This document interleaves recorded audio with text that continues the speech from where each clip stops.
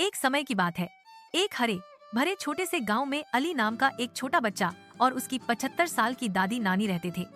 उनके पास लूली नाम की एक फूली फूली सफेद भेड़ थी। लूली को घास खाना, उछल कूद करना और अली से लिपटना बहुत पसंद था।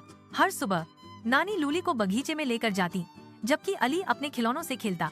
एक दिन जब नानी चाय बना रही थी, लूली ने एक तितली देखी और उसके पीछे पीछे जंगल की ओर चली गई। जब अली उसे गले लगाने गया तो वह वहाँ नहीं थी। नानी, लूली कहीं चली गई।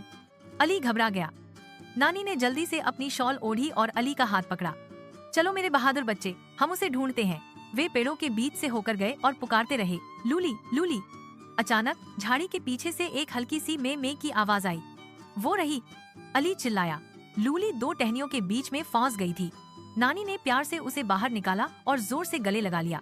अकेले तितली के पीछे मत भागा करो, नानी ने मुस्कुराते हुए कहा। अली, लूली और नानी खुश होकर घर लौट आए।